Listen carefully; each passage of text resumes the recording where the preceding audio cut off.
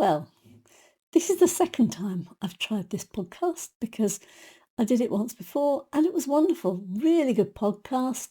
And the person who managed to listen to it really enjoyed it. That person was me. And I forgot to put the record button on. So here we go for the second time.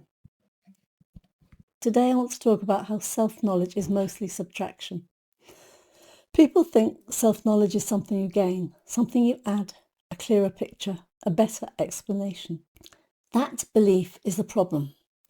Most people are not short of insight. They're drowning in it. They know their attachment style, their trauma history, their triggers, their patterns, their diagnoses, and their values.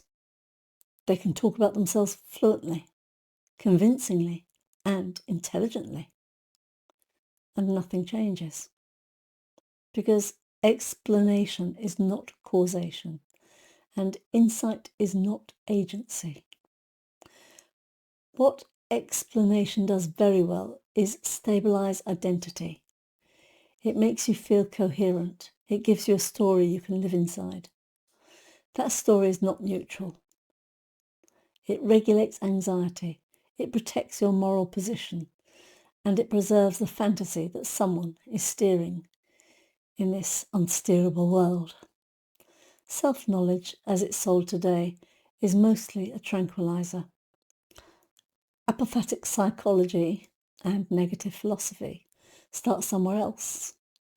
They start by asking what needs to be removed, not who you are, but what you are no longer able to believe once you're honest with yourself and with others. When the stories you use to organise your behaviour begin to fail, what appears first is not clarity, it's unease. You used to know before, you used to tell yourself lies. When the stories you use to organise your behaviour begin to fail, what appears first is not clarity, it's unease. People call it confusion, emptiness, losing themselves. But what actually is happening is simpler and much more uncomfortable. You're making first contact with the mechanism. And mechanisms do not flatter. You don't choose most of what you do. You don't know why you did most of what you did. And your reasons arrive after the fact to make what happened feel bearable. We tell ourselves stories. We lie to ourselves. But this is not pathology. It's how consciousness works.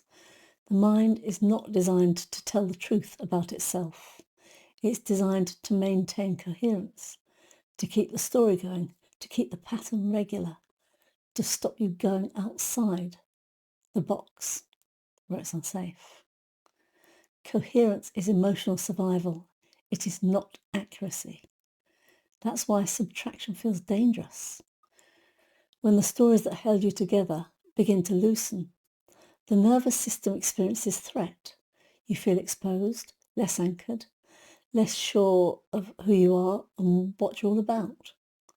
Most people rush to repair that sensation immediately.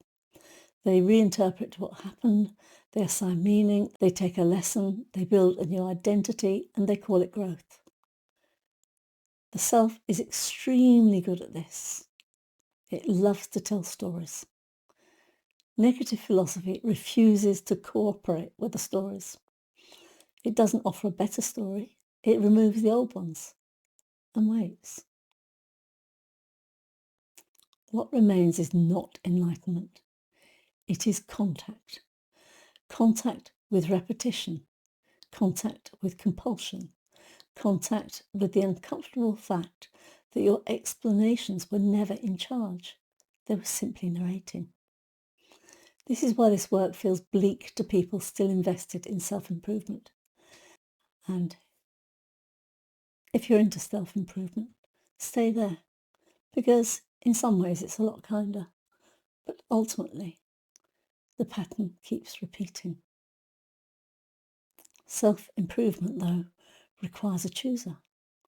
Subtraction reveals that the chooser is simply a narrator. The narrator cannot be improved. it can only be seen through. It doesn't have the unique story.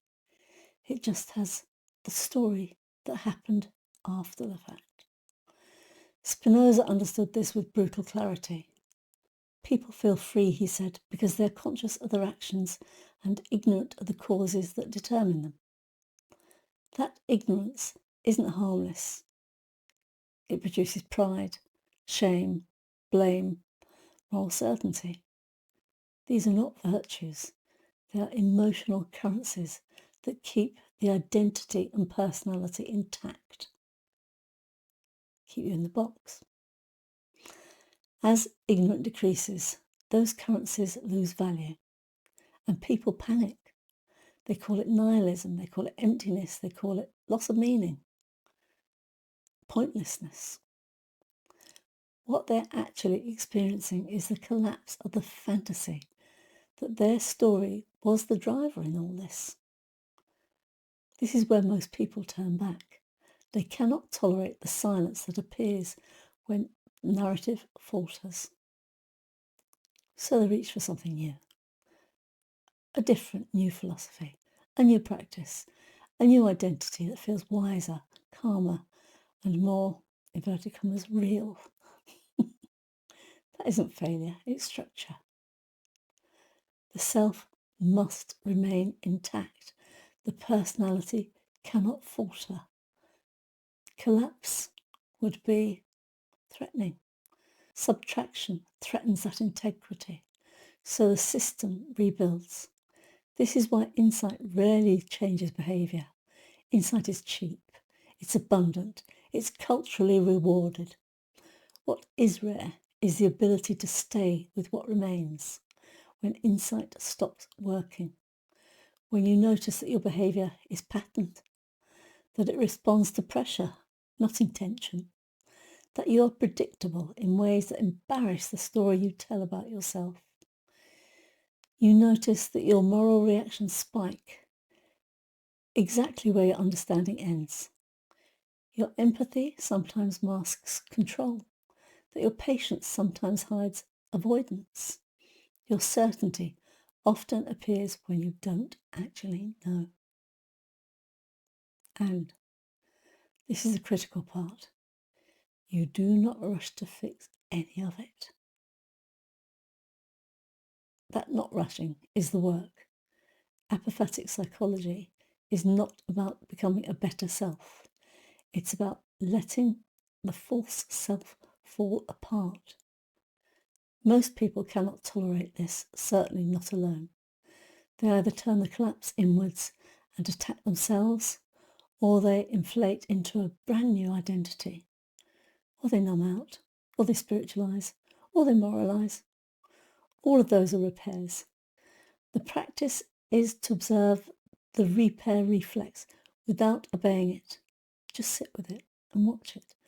Watch how your personality, your ego, tries to reconstruct itself into some form, some semblance of what it knew before. Coherence is desperately scrambles for. That is why this work requires constraint, not encouragement, not affirmation, constraint. Mentoring exists here not to guide you forward, but to stop imagination from filling the gap too quickly.